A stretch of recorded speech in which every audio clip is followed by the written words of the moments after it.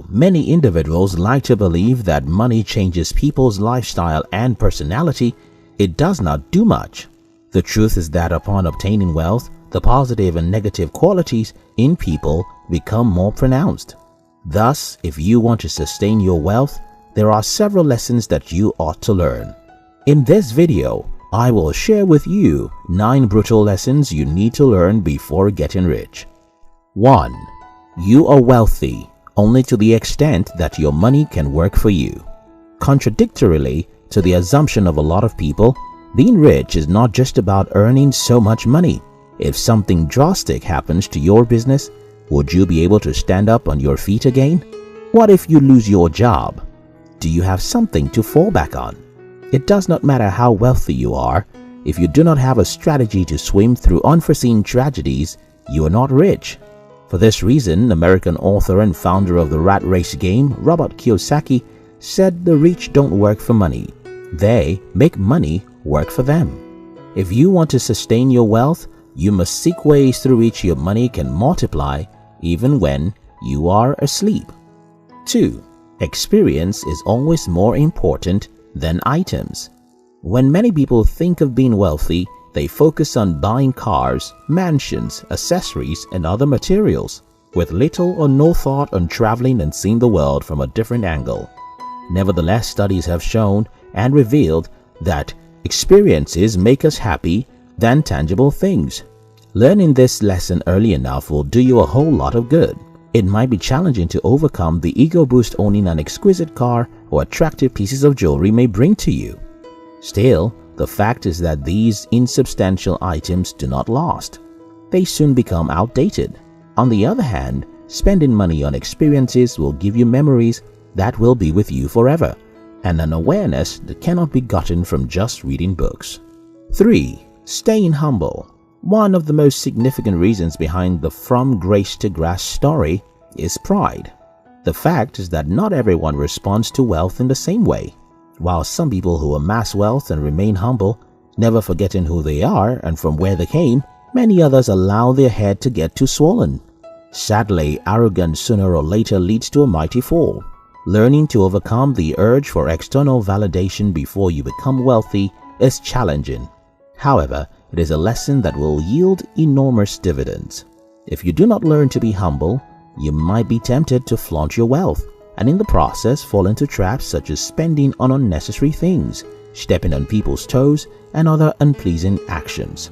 American journalist Ernest Hemingway once asserted that there is nothing noble in being superior to your fellow man. True nobility is being superior to your former self. 4. You don't have to buy everything you want.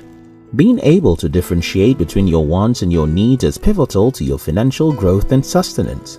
Before becoming wealthy, you should understand that the fact that you want something does not mean you should get it.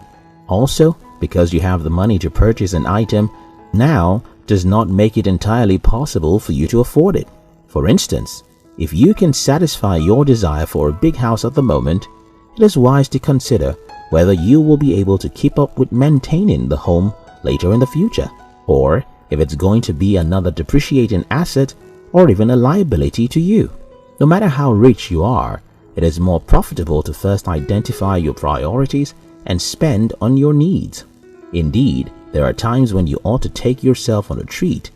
Still, treating yourself should be done with wisdom. 5. The best investment you can ever make is on yourself.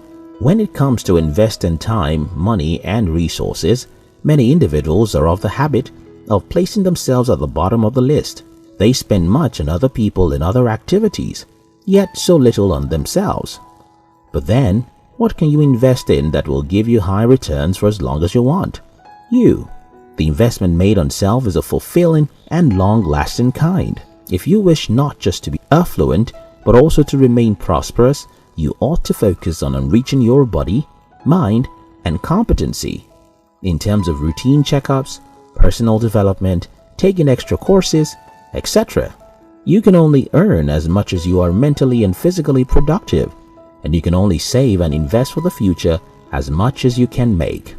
American author Stephen Covey once said, "Self-improvement is tender, it's holy ground, and there is no greater investment. 6. Money is just a means to the end. If you take a look around the world, you will observe that most people have the same ambition to become wealthy. So they spend their whole life trying to become rich. Russian-American writer and philosopher Ayn Rand once referred to money as just a tool. In the words of American and Israeli teacher Tal Ben-Shahar, money beyond the bare minimum necessary for food and shelter is nothing more than a means to an end. Yet so often we confuse means with ends and sacrifice happiness for money. When you realize that money is just a means, you will be able to use it effectively to reach the end, which is to fulfill your higher calling and make life easier for yourself and those who do not have money yet. 7. Focus on how much you save.